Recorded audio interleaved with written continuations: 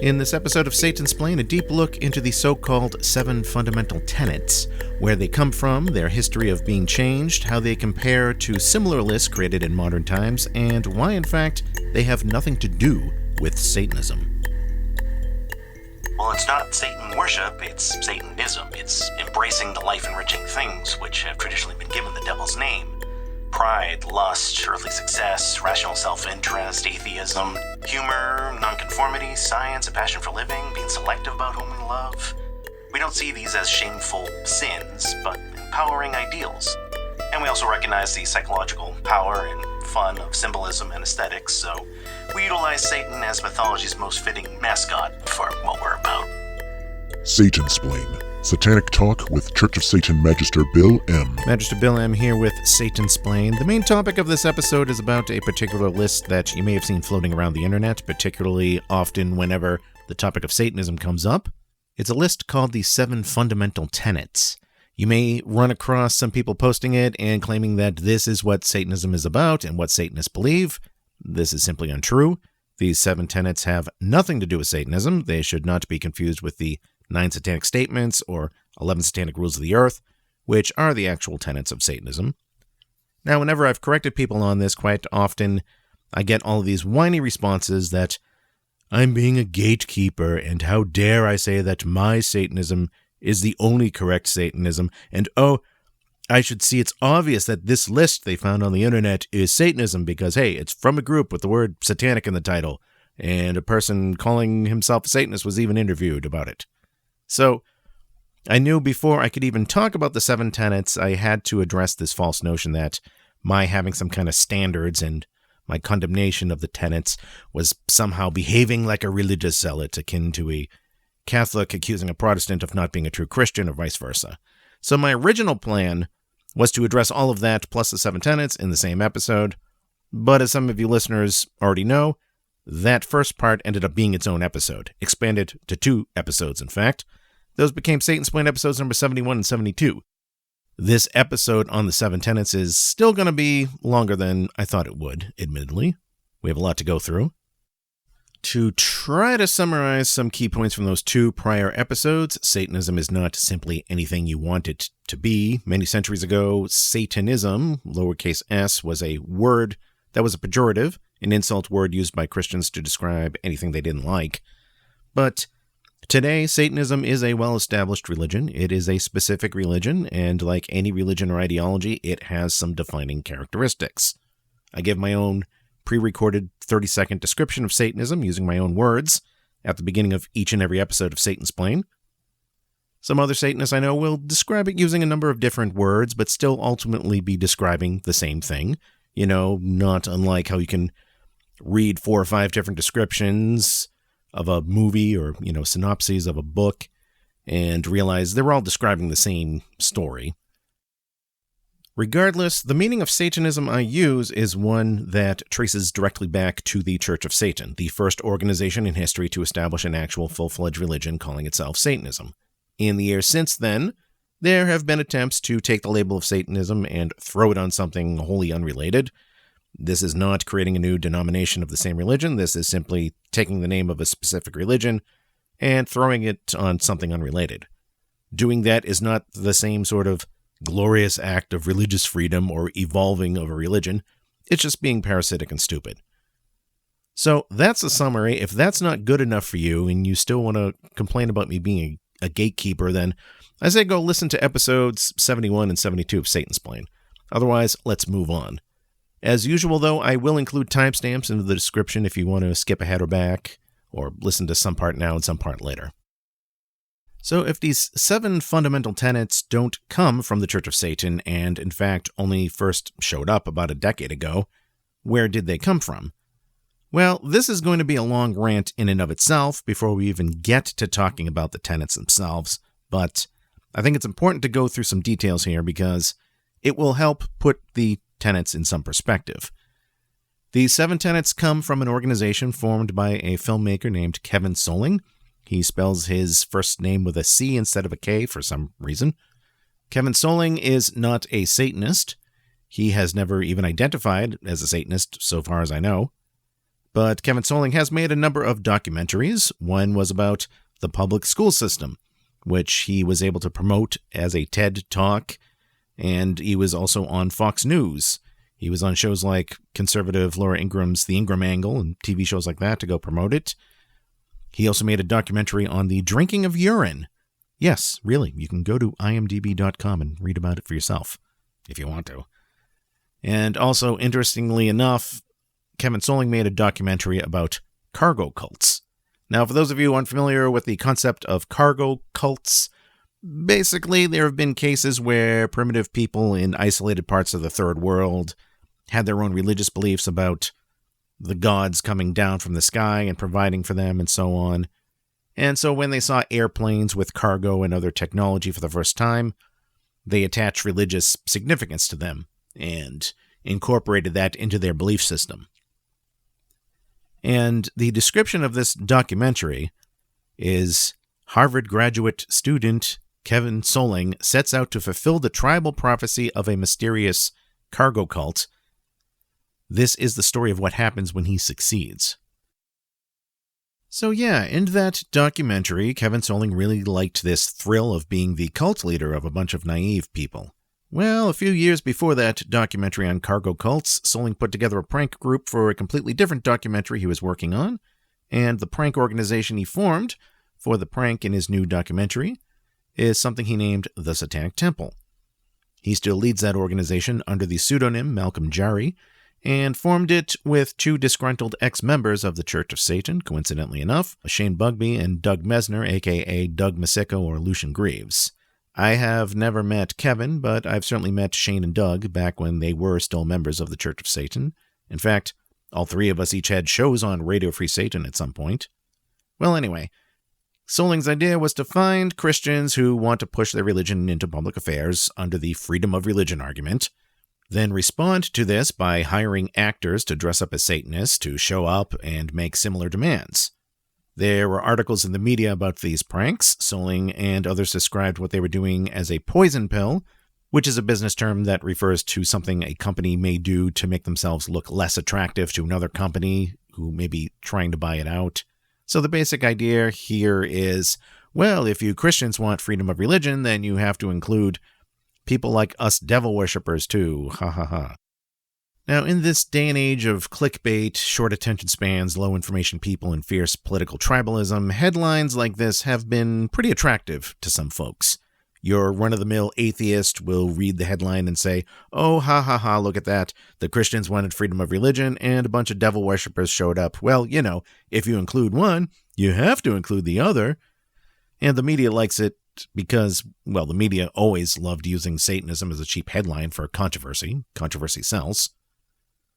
But of course, there are lots of problems with these antics from Soling and the Satanic Temple. First of all, these people aren't Satanists, and these antics have nothing to do with Satanism. You can look in satanic literature and see that we are not just Christianity in reverse.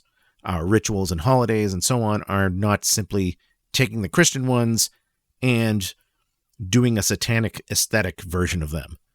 There is no such thing in Satanism, for example, of a satanic Christmas nativities display or a satanic homeless shelter or satanic 12-step program.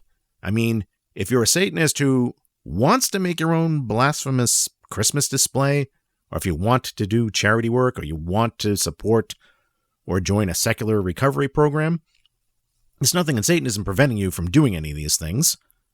But again, it's not like these things are part of the religion itself. As a Satanist, I don't appreciate people trying to use my religion purely as a caricature, a costume, to bait and harass people.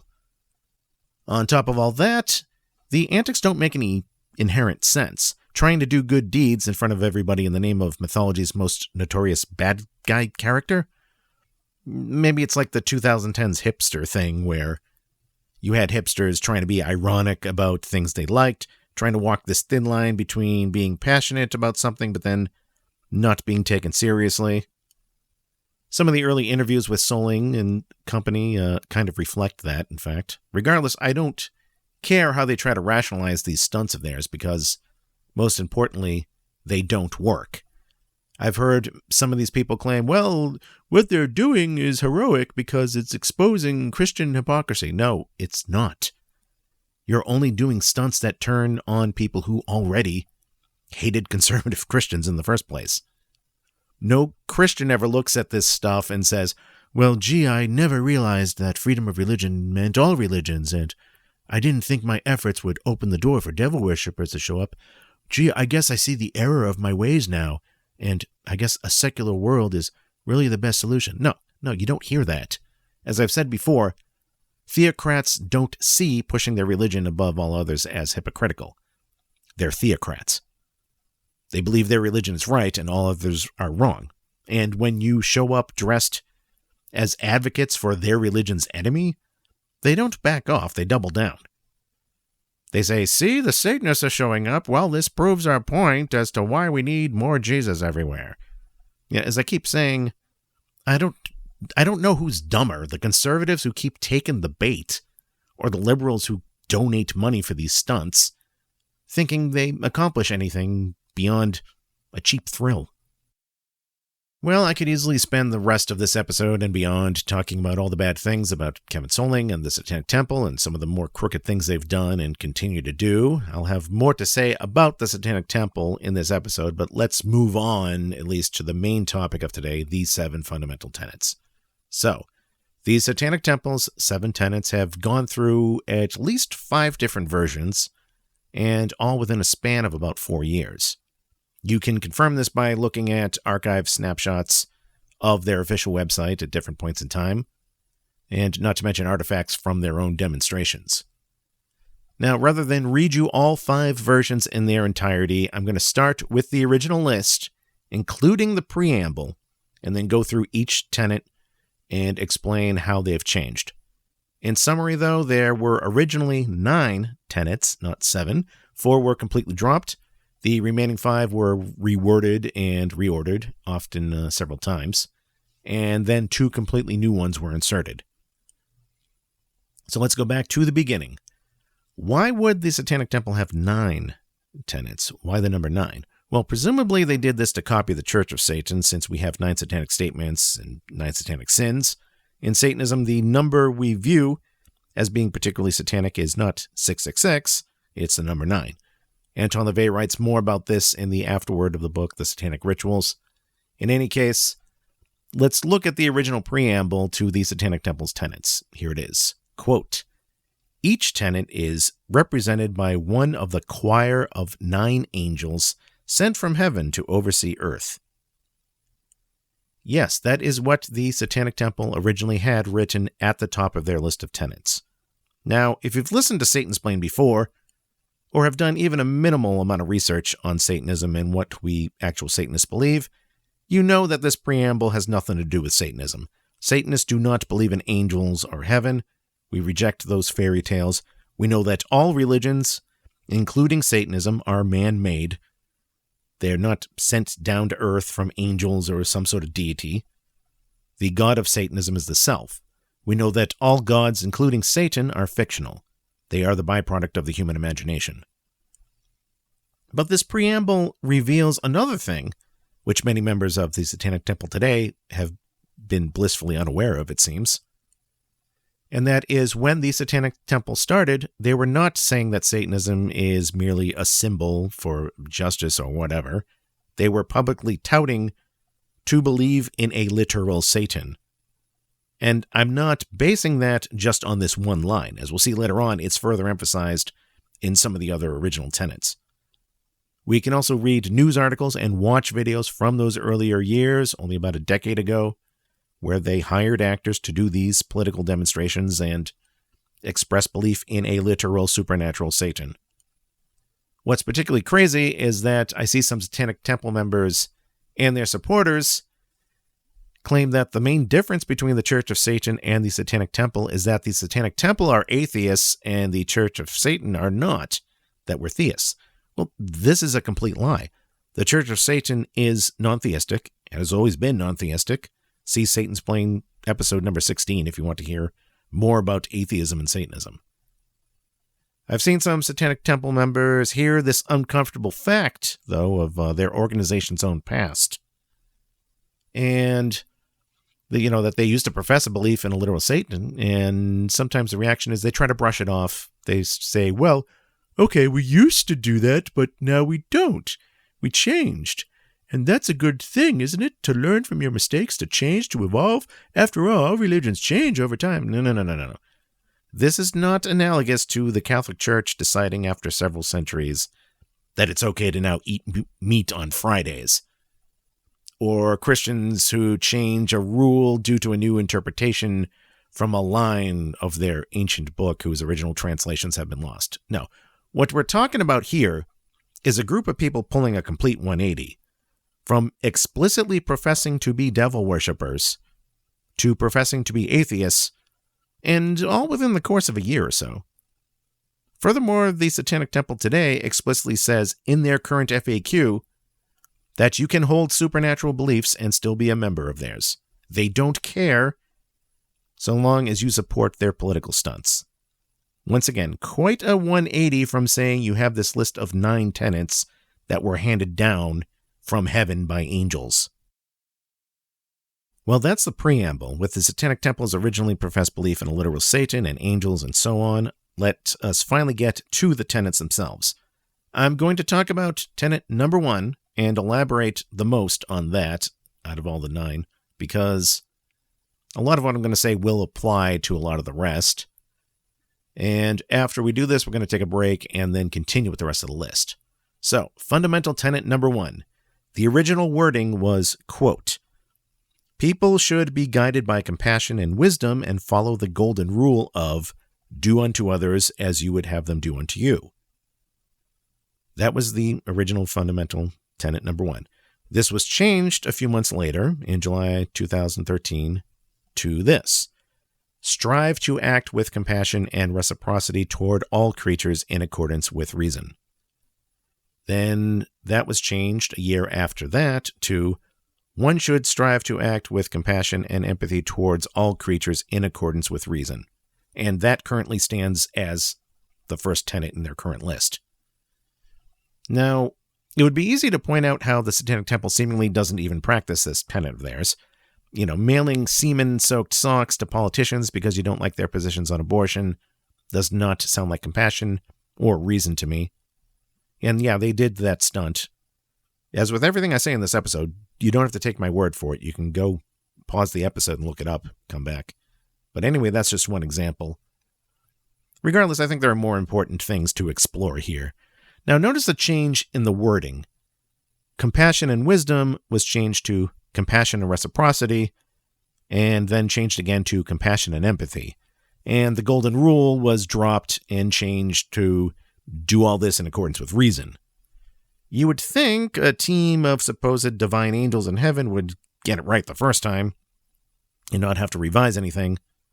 But again, I digress. Notice how the language just gets softer and more vague, less assertive, and in its vagueness more agreeable, if you will. From wisdom to reciprocity to empathy, and then finally the qualifier in accordance with reason. So this seems to be a recurring theme, which we'll explore more. Regardless, as a Satanist, I reject this sentiment itself. I reject this first tenet. My feelings on compassion and empathy are better summed up by the 9 Satanic statements, not the tenets, namely Satanic statement number 4. Satan represents kindness to those who deserve it instead of love wasted on ingrates. Satanism is a religion of carnal nature, not pacifism. We do not follow the golden rule. As we say right in the Satanic Bible, we apply something else. Do unto others as they do unto you. And also as a Satanist, I'm not going to play the sanctimonious game of qualifiers and escape clauses by saying empathy in accordance with reason. I don't need platitudes, which is what these 9 or 7 tenets are when you get right down to it. They're feel-good platitudes that don't mean much of anything. In Satanism, we don't say, well, try your best to follow the golden rule until, maybe it stops working or it seems unreasonable, even though we want to be unreasonable as a rule. And no, we say, fuck you, Satan represents this and not that. Fuck the ingrates. Kindness to those who deserve it. Who decides who is deserving of my kindness? Me, the Satanist. It's my kindness to give, and I'm the one who controls that. Before we continue with tenet number 2, let me get back to a point made earlier. Why would this kind of soft, self-righteous language be seen in the tenets of a group that publicly claims to be aligned with the devil? It seems to me that it was all done originally as a joke. Like I said earlier, in the 2010s, we saw a lot of hipsters trying to make irony their thing and combining opposites like the wholesome with the profane, or praising what's considered tacky, or willfully using older technology and making sure everybody sees you doing it. So I think there's some of that there, for sure. I mean, you have this group calling itself the Satanic Temple and originally quite flamboyantly claiming to be devil worshippers, but their mission statement to this day is encourage benevolence and empathy and so on. Now, if you can't see the obvious joke there, the obvious contrast of those two things, I don't know what to say. I can only guess you've been raised in a place where Christians have not ever been a threat, or you're completely absorbed in postmodernism and you think that words can mean anything you want.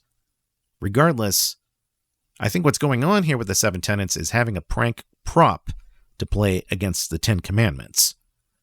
Now, let me explain what I mean. Remember, this group, the Satanic Temple, likes to show up where Christians appear to be pushing their religion in public, and the idea is to do a satanic parody of what the Christians are doing.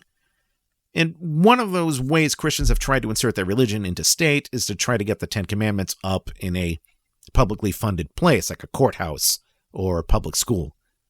And these efforts typically fail, not because the Satanic Temple comes to the rescue and scares them away, but because of organizations like the ACLU, the American Civil Liberties Union, or somebody else. They'll step in and say, no, sorry, you can't do that. If you want to use the 10 commandments in a private school, or put them on your lawn, which is your private property, or you want to teach the 10 commandments in a history class or an ethics class as a relevant point of discussion, yeah, you can do all of that. In fact, we, the ACLU, will defend your right to do that. But you can't use a setting or resource funded by other people's tax dollars to push your religion at the expense of others. Now, what is the Christian argument for wanting to put up the 10 commandments in these places? Well, some of them are smart enough to know that they can't win the insertion of religion argument. They can't say, well, we believe all of you are dirty, rotten heathens, and unless you follow these rules handed down by the creator of the universe, he will send you to a place of eternal torment, so we want to put it up in a classroom. No. They know that won't really win, so instead, you'll hear Christians say things like, oh, we aren't pushing religion, because even if you're not a Christian, can't you see that our list has commandments like, thou shalt not kill, and thou shalt not steal, thou shalt not lie? I mean, aren't those great rules? Why would you object to us posting that in a school? Are you saying you're pro-murder, you're pro-theft, you're pro-lying? And, this is a bullshit argument, of course, because it ignores the fact that the first 3 or 4 commandments are quite explicitly an endorsement of religion, about, serving God as the only God and so on.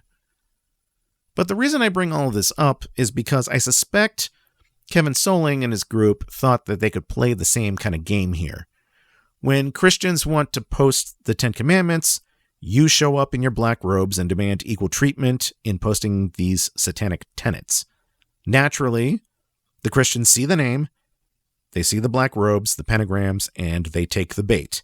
They get enraged, they attack, after which you smugly say, oh, why are you Christians protesting a list which has things like the Golden Rule and compassion and empathy? Are you saying you're against the Golden Rule? You're against compassion? You're against empathy?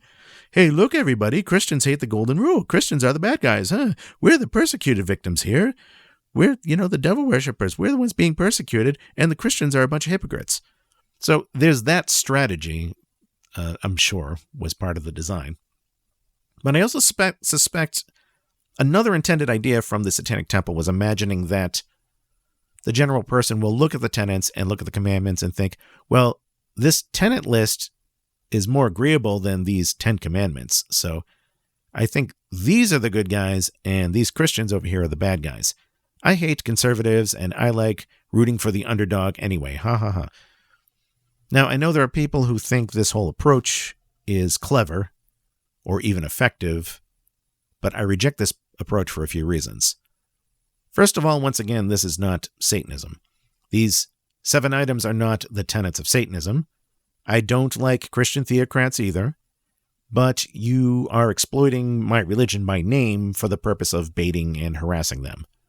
Your list is not Satanism, so you're misrepresenting my religion, which means you're misrepresenting me. At least when other people have tried humorously combating religions by a parody religion, you knew it was a parody. There was the Church of the Flying Spaghetti Monster challenging biblical creationists. Remember that? There was Church of the Subgenius making ordained ministers. There was the guy who fought to get a Festivus pole next to a nativity scene. There were the people in the UK who wrote down Jedi as their religion to throw off a census. But, this game doesn't really work with Satanism because Satanism is an actual religion in real life. And there really are Satanists in the world.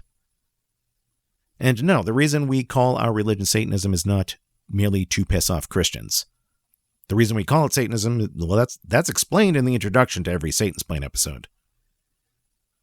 And this whole practice of trying to insert satanic lists or statues into public to try to play some game of religious acceptance and plurality is inherently unsatanic. Even if you were to do that with the 9 satanic statements instead of the 7 tenets, that doesn't help my religion and it doesn't help fight against theocracy. It just makes the people who won't listen get mad.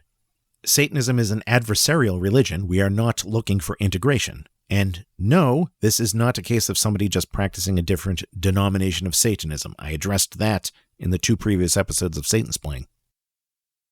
But besides exploiting my religion, you're also exploiting children if you're doing this in a school. I know the Satanic Temple doesn't do these things because they sincerely care about children. That's not the motivation.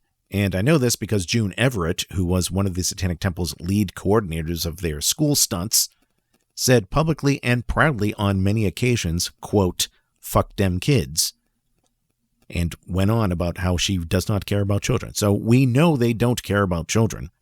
We know that their real goal of these after-school Satan programs of theirs isn't to teach things like empathy or science, because otherwise they'd drop the Satan gimmick and just form or volunteer for an existing group who does those sorts of things directly. No, the purpose of all these stunts is the cheap thrill of feeling you've owned the Jesus freaks for a day. Which brings me to what's probably my biggest objection, and something I already said earlier, but it really bears repeating. This whole approach does not work, and in fact just makes things worse. Again, Christian theocrats are not religious pluralists. They are theocrats. They believe that their religion is true and all others are wrong, and that there should be a government based on their religion. They want freedom of religion to extend to pushing their religion forward and all other religions away. These stunts of dressing up as another religion to give the illusion of competition does not expose religious hypocrisy. These stunts don't change anybody's mind. They only appeal to people who already find these Christians to be annoying hypocrites. Christian zealots do not care if you think they're operating on a double standard. They have a mission, and your costumes have given them a reason to push that mission even further. Not to mention these Christians have been on the case of some groups for years, whether it's scientists or LGBT groups or pro-choice abortion groups.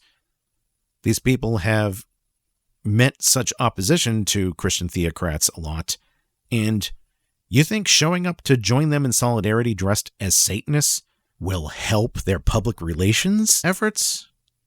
That's insane. Just think it through.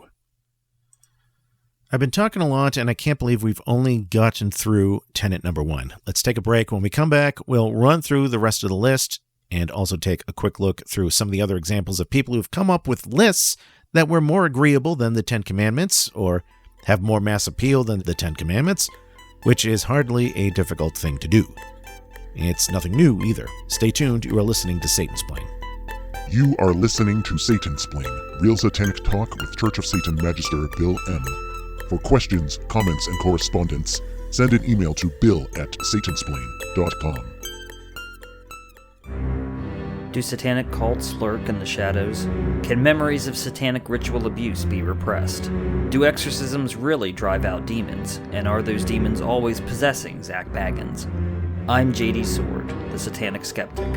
Join me on The Devil in the Details as I examine these questions and more, bringing a skeptical and satanic perspective to the paranormal. The Devil in the Details, available on Apple Podcast, Google Podcast, Spotify, and more. Handmade, all-natural, botanical perfumes, soaps, and ceremonial incense, sculptures and jewelry to adorn yourself and your other altars. All this and more await you at moonandsunemporium.com. Ritual perfumes and other occult fine art luxuries, created and curated by me, Priestess Sarah Josephine Clark, with tarot readings by Reverend Dr. Dylan Clark. moonandsunemporium.com. Magister Bill M. here with Satansplain. Visit the main website for the show at satansplain.com. There you can find every episode of Satansplain. You can also listen to Satansplain on Spotify, YouTube, Audible, and a host of other places. If you are on social media, please give Satansplain a like and a follow, or whatever the equivalent is, on Facebook, X, and YouTube. Likewise, if you are listening now on YouTube, please don't forget to hit that like button for this episode. For all questions and correspondence, you can email me directly. The address is bill@satansplain.com.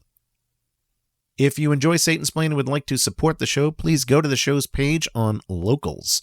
Point your web browsers to satansplain.locals.com. You can sign up for Locals for free, but you can also additionally become a paid subscriber there.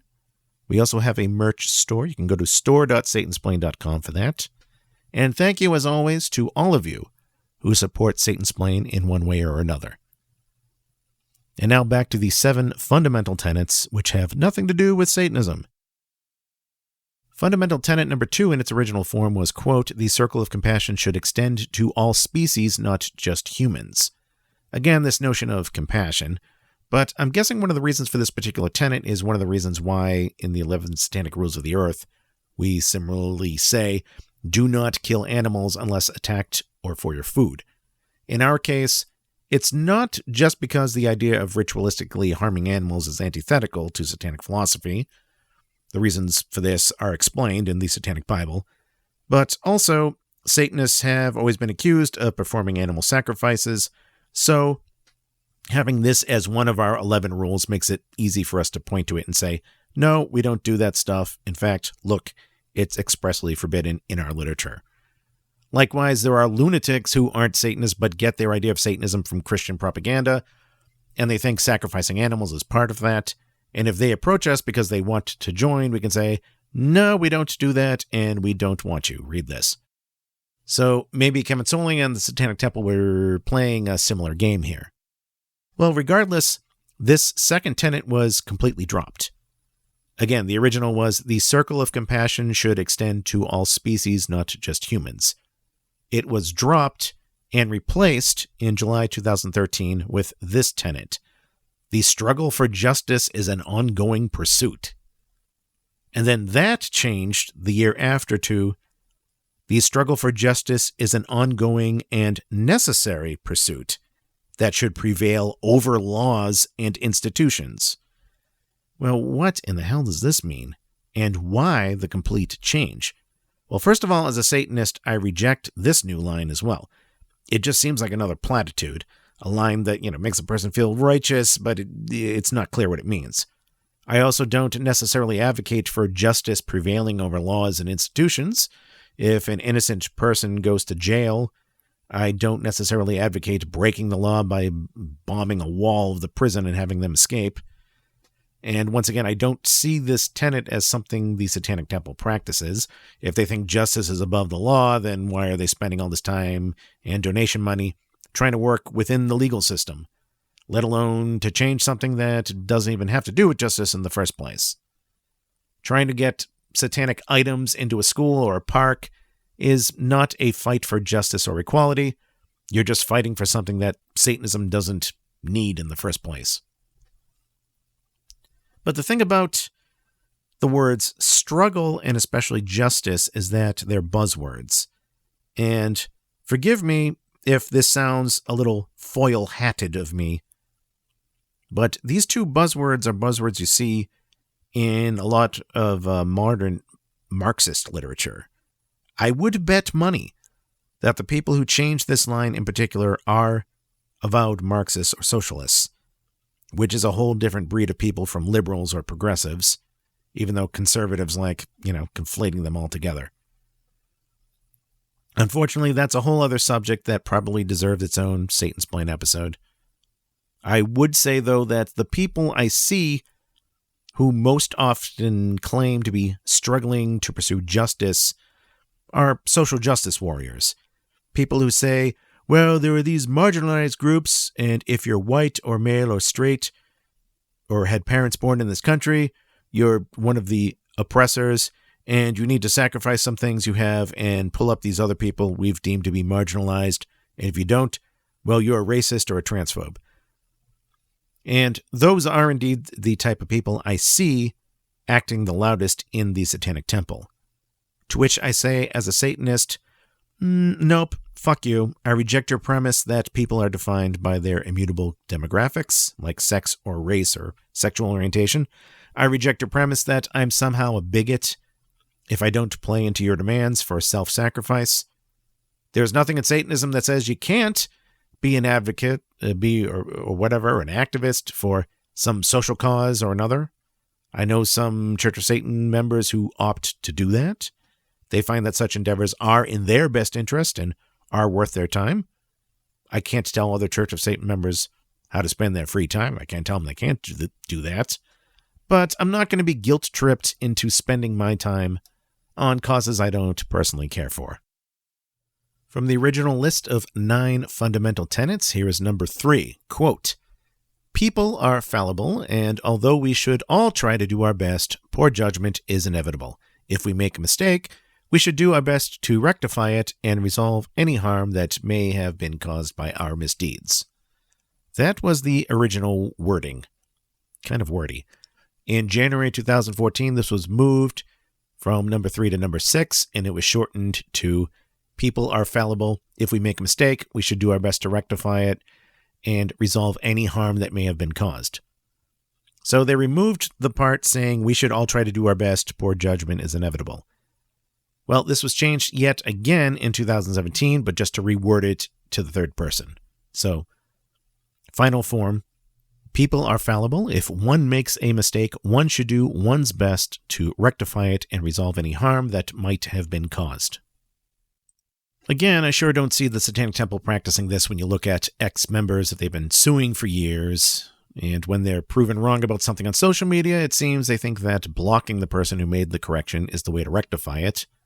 Regardless, is it a good tenet? I guess so. People are fallible. Well, yeah, no kidding. I don't know anyone who says otherwise. It's true in Satanism we say that the Satanist is his or her own god, and as I've pointed out before, even this isn't a declaration of being infallible. Every story from mythology is about a god making some sort of mistake or running into some kind of limitation. But the rest of this thing says if you make a mistake, you should do your best to rectify it. Again, okay, sensible enough. Who would argue against this? There's no reason to call it Satanism. Furthermore, a lot of people who act irresponsibly and do cause harm don't believe they're the ones making the mistake. They believe they are in the right. Now, compare all of this to Satanic Statement number 6 about responsibility to the responsible, or Satanic sins like solipsism or self-deceit. As a Satanist, I find those to be much more objective and useful. Let's look at original fundamental tenet number 4. The Satanist should ever be self-reflective. Now, this one was completely thrown out 6 months later. I guess their self-reflection led them to removing the part about self-reflection. Curiously enough, this tenet and tenet number 5, which I'll read in a minute, are the only ones in the original list that mention the word Satanist or Satan. They're also 2 of the tenets they got rid of entirely. Why would a group claiming to be Satanists get rid of all mentions of Satan in what they claim to be the tenets of Satanism? Probably for a few reasons. Maybe it's to play up more on that bait-and-switch game against the Christians. Maybe it's to play up more on this idea, which they reflect in their own FAQ, that you don't even have to be a Satanist to join them. They don't care. So on the one hand, they claim that they are Satanists and are representing Satanism, but at the same time, they say anybody who isn't a Satanist is welcome to join them, and they pride themselves on the fact that you don't have to be a Satanist to agree with their list of 7 platitudes. I don't know, I would argue you can't have it both ways.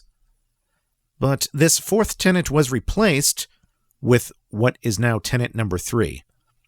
One's body is inviolable, subject to one's own will alone. Well, I would argue that it is possible to violate another person's body.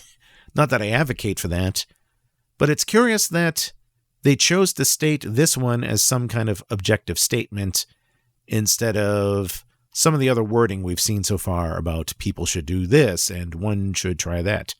Never mind the fact that it has absolutely nothing to do with the original tenet it replaced. Regardless, as for how I feel about this line as a Satanist, one's body is inviolable, subject to one's own will alone. Yeah, I agree with the general sentiment of bodily autonomy, but I can certainly think of exceptions.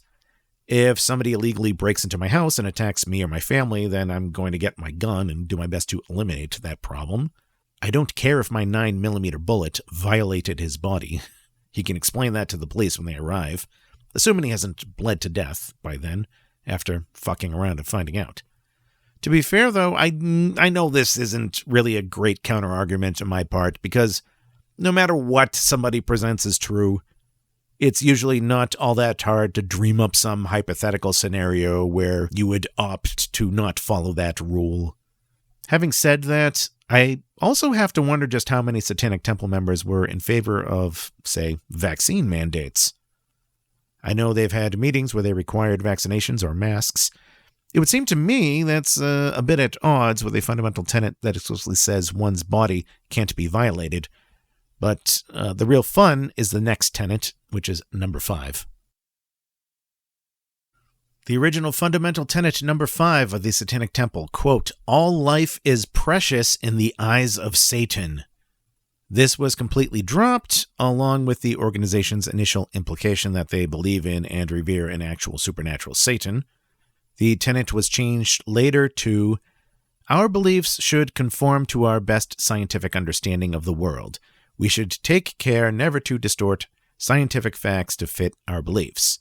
Then that was changed to, "Beliefs should conform to our best scientific understandings of the world. We should take care never to distort scientific facts to fit our beliefs." And like some of the other tenets, that was changed again sometime after that to be reworded from the first person to the third person. Beliefs should conform to one's best scientific understanding of the world. One should take care never to distort scientific facts to fit one's beliefs. Now, these last couple of changes you could argue are just improving the grammar, but to go from "all life is precious in the eyes of Satan" and then suddenly next week replace it with "beliefs should conform to science"? Like I said earlier, this is not some kind of evolutionary change or revision. This is a 180-degree spin within the course of not only somebody's lifetime, but in the course of like a year, if not a month. In fact, even after the list was reduced from 9 tenets to 7, and both references to Satan were removed, with that tenet about science put in its place, the official website still said the following, quote, "God is supernatural and thus outside of the sphere of the physical. God's perfection means that he cannot interact with the imperfect corporal realm. Because God cannot intervene by the material world, he created Satan to preside over the universe as his proxy. Satan has the compassion and wisdom of an angel. Although Satan is subordinate to God, he is mankind's only conduit to the dominion beyond the physical. In addition, only Satan can hear our prayers, and only Satan can respond. While God is beyond human comprehension, Satan desires to be known and be knowable. Only in this way can there be justice and can life have meaning." End quote.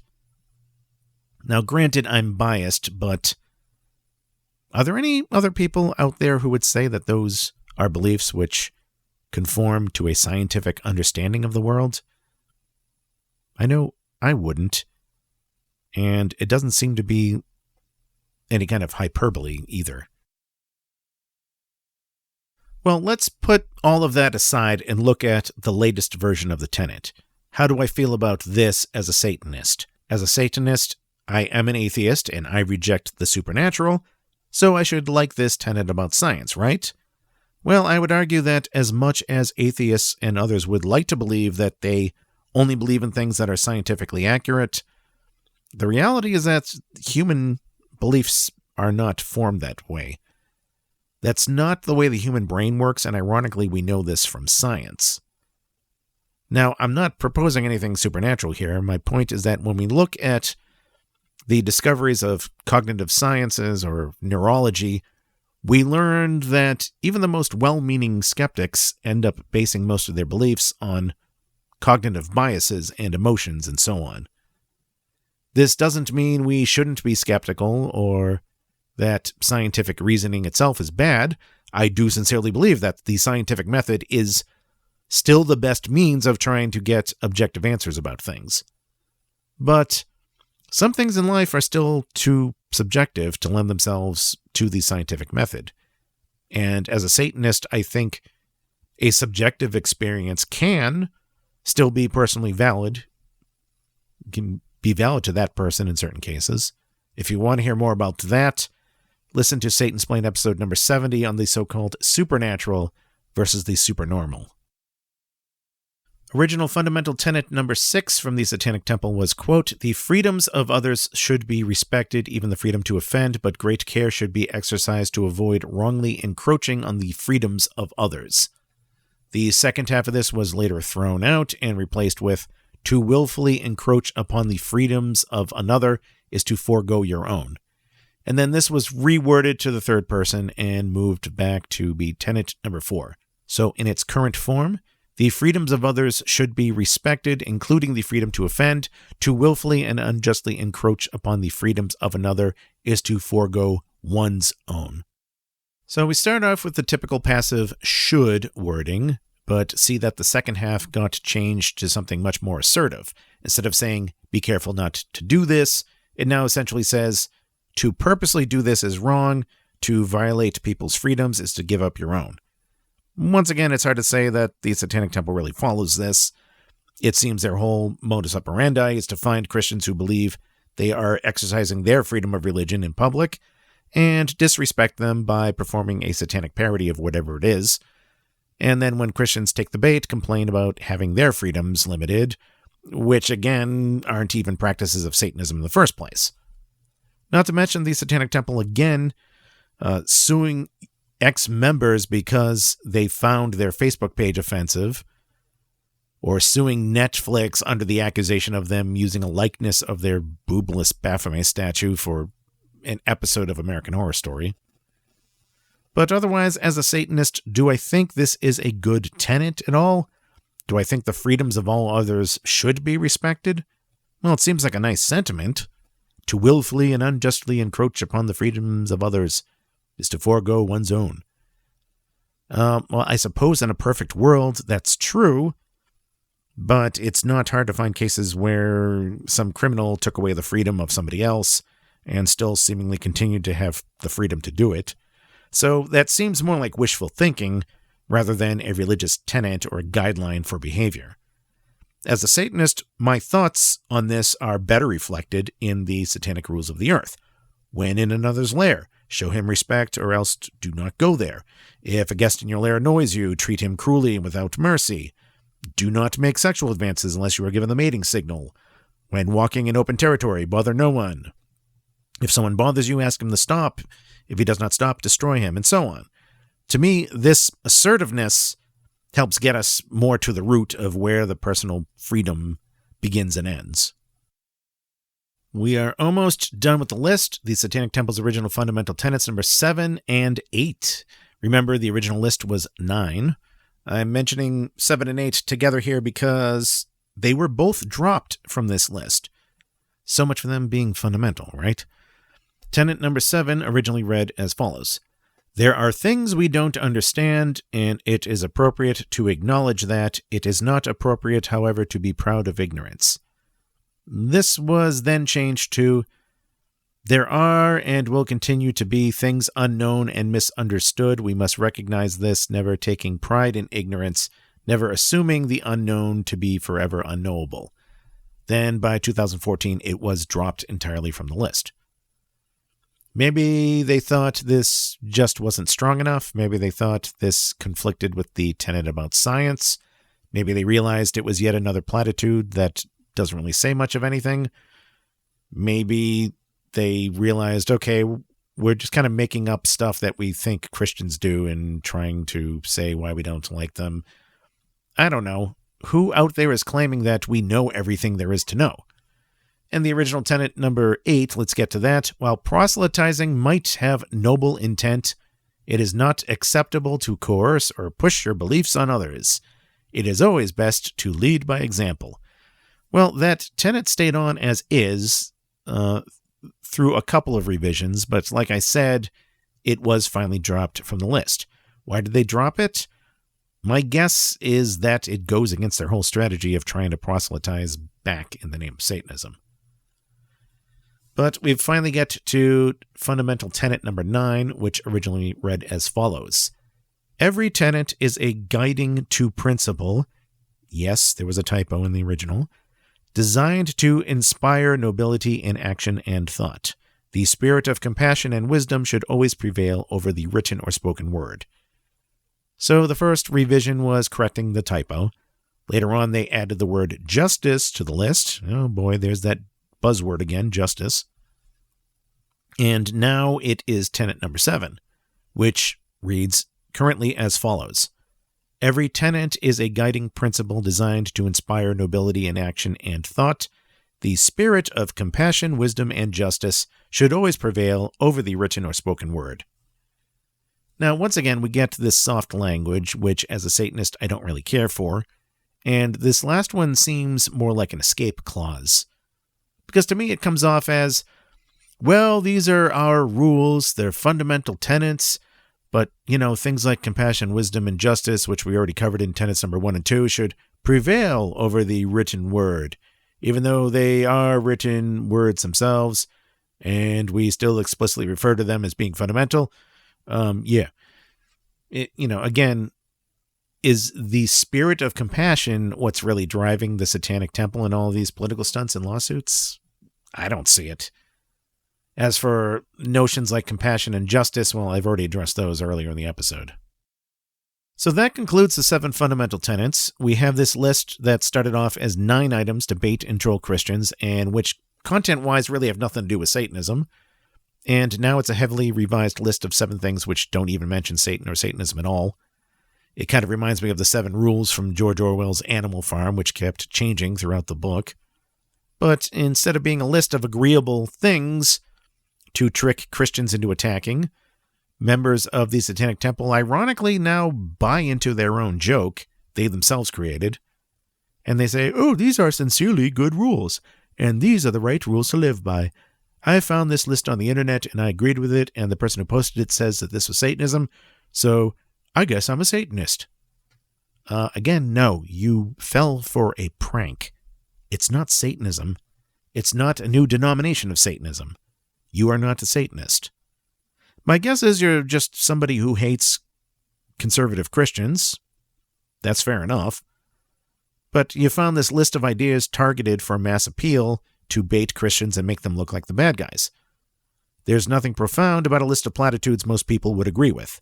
You can go to the greeting cards section of a drugstore, find Hallmark cards expressing platitudes you and most others would agree with. It's fine, but it's not profound. Sorry, it's not only not Satanism, but it's not describing a religion at all. But I realize this appeals to the sort of run-of-the-mill atheists who say things like, well, I don't like how Christianity has these supernatural beliefs, or this history of homophobia and supporting slavery, but I think Jesus was still a cool guy. I hate conservatives. I wish Christians would behave more like Jesus. Well, I'm a Satanist, and I don't think Jesus was a cool guy. This is a character from Christian mythology who yelled at fig trees, who said to gouge out your eyeball if a woman turned you on, and said love your enemies. I also don't necessarily believe that the people causing the most difficulty in my life right now are necessarily the conservative Christians. In any case, Satanism was not created to troll Christians. Like I said, listen to the Satansplain introduction. And the actual numbered lists of principles you do find in Satanism are not just feel-good platitudes. The 9 satanic statements are there to say, this is what Satanism is. Satan represents this instead of that. Satanism is not as simple as do what thou wilt, as some Christians claim Satanism is. That line, do what thou wilt, comes from Aleister Crowley's religion, which is Thelema, not Satanism. And even then, it's taken out of context. It's not what Christians think it means, because it's not even the full quote. Which brings me to the 9 satanic sins. These are further examples of behavior of what Satanism is not. This filters out some of the people who think they're on board with Satanism, but are not. Clinical narcissists, sociopaths, reckless hedonists, and so on. And finally, we have the 11 rules of the earth. They are the 11 rules of the earth, not the rules of Satanism. They are not holy commandments. They are based on behaviors of carnal nature. Now, there may be some people out there saying, well, okay, Bill, I read those lists from Anton LaVey, and I read what Satanism is actually about, but I don't agree with it. I still agree with these 7 tenets. I think they're much better than the 10 commandments. And I also want to fight against Christian nationalism, and I want to be in a community. All right, well, if that's the case, then fine. I would just say 2 things. 1, stop identifying as a Satanist, assuming you ever did in the first place. There is no point in using a label of an established ideology if your beliefs do not match that. Again, you are not evolving Satanism. You are not joining a new denomination of Satanism. You're just throwing the label on something unrelated because a prank filmmaker did it for a documentary and now makes money off of people unironically falling for the gag.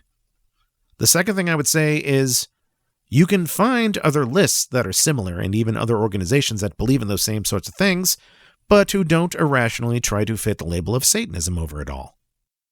There are lots of examples of people who looked at the 10 Commandments and said, hey, we can do better than this, especially in a more atheist context. In 2001, I was seeing George Carlin, the comedian George Carlin, in New York. I was in the audience that night when he was recording his HBO special, which closed with his rant against the 10 Commandments.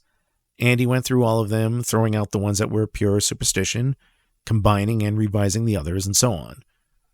Back in the 1990s, my mother was a huge fan of the Celestine Prophecy.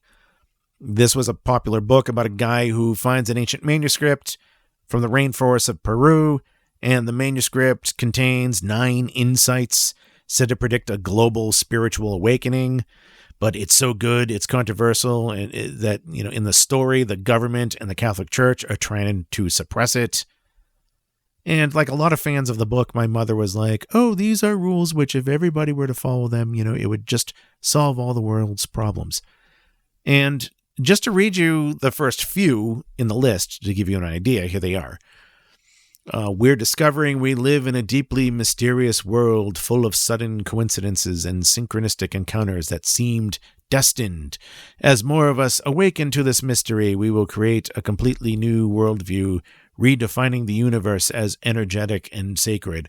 We will discover that everything around us, all matter, consists of and stems from a divine energy that we are beginning to see and understand, and so on and so on. Now, maybe it makes for a good novel, but again, these are just vague ideas that don't really tell us anything. It just seems like a lot of new agey, wishful thinking word salad. So I mentioned the Carlin example to show that anybody can find more sensible ideas than the 10 Commandments. That's nothing new and easy to do. I mentioned the Celestine Prophecy because it's a good example of a more modern secular idea that got a hold of a lot of people, and its fans thought it was profound, but it really isn't.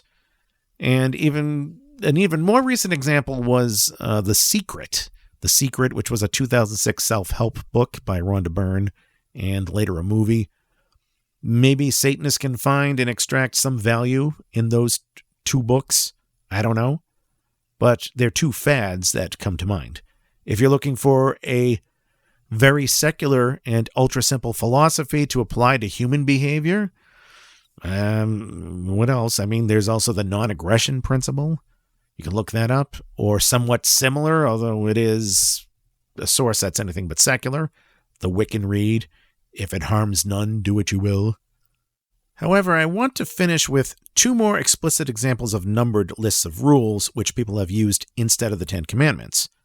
Back in 2014, a couple of atheist authors put out a book titled Atheist Mind, Humanist Heart, Rewriting the Ten Commandments for the 21st Century.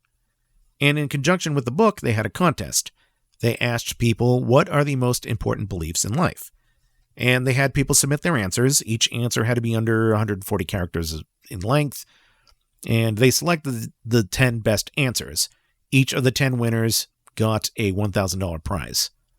So they had a panel of judges, and they rated the answers according to parameters like how well it was written, how logically consistent it was, how universal it sounded, and of course, if it was pretty agreeable with the book they were trying to promote in the first place.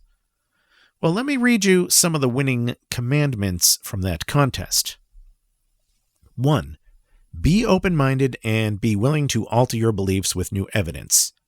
Well, that sounds something like what's expressed in Fundamental Tenet number 7. Here's another one of the contest winners.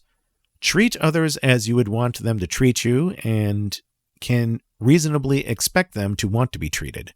Think about their perspective. Well, gee, that sounds a lot like Satanic Temple's original tenet about the Golden Rule. Here's another one from the contest. Every person has the right to control over their body.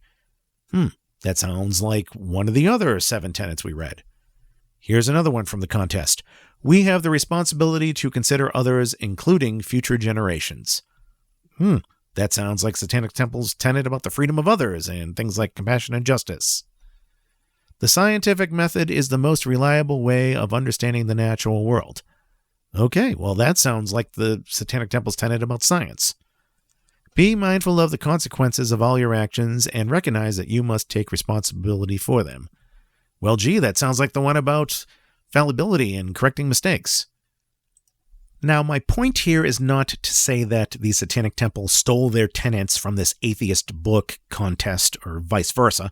What I'm pointing out here is that if you were to ask a bunch of atheists or secularists in 2014, what are some good rules to live by, you get a lot of these same sentiments, which means they're pretty much what your average non-conservative type of person believes anyway. If you come up with a list of highly agreeable things by taking a poll from a bunch of people who are much like you, and you agree with the final list, so what? Again, you haven't evolved an existing religion, whether that's Satanism or Christianity for that matter. The Billboard Top 40 shows what the most popular music is in any given week. I'm sure you could compile some of those songs into a CD or a Spotify playlist or whatever. It would appeal to a lot of people, but so what? You haven't created anything all that profound. You put together a bunch of stuff that a lot of people like the sound of. Now, there still may be some people out there saying, well, Bill, that atheism book sounds great and all, and I guess there's nothing profoundly original or moving about the 7 fundamental tenets, but I still want to be part of some kind of community who has all these things to offer and meets up in person to do stuff and does activism and philanthropy, but I still can't stand Christians because they're evil, racist homophobes, and they have a whole history of oppression, and they have all these bizarre supernatural beliefs. Okay. But then it sounds like you just want to do all the things that Christian churches do without the required belief in the supernatural or the bigotry stuff. Did you really think Kevin Solling's Satanic Temple was the only outlet for that? Have you bothered to look around and see what else is out there? Here is a perfect example, which I will leave you with.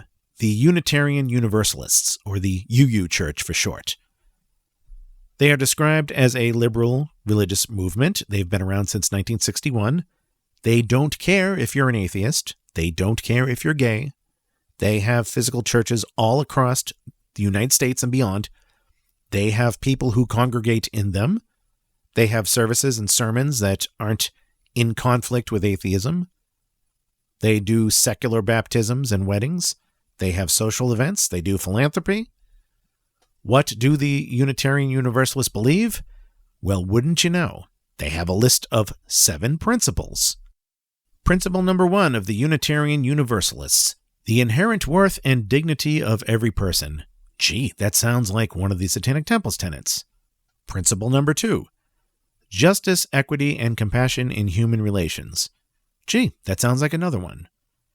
The goal of world community with peace, liberty, and justice for all. Hey, there's that justice word again. Respect for the interdependent web of all existence which we are a part. Hey, that sounds like that fundamental tenet about respecting freedom.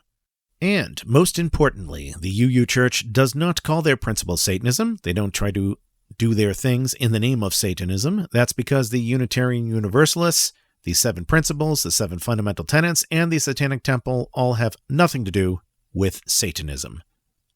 So if you find that you are not a Satanist, you find that you do not resonate with Satanism, you find you do not resonate with the shamelessly carnal and selfish religion codified by Anton Szandor LaVey, and instead you resonate more so with the sort of liberalism and humanitarianism of groups like the Unitarian Universalists, then I would suggest you have the honesty to not call yourself a Satanist, no matter how cool you think the label is, and instead find a label, if any at all, that does more aptly describe yourself. And more importantly, find a group that actually serves your ideals far better than Kevin Solling's prank group and tax shelter, the Satanic Temple. Thank you for listening, and until next time, this is Magister Bill. Hail Satan. You have been listening to Satansplain. For more information about the show, visit the official website at satansplain.com.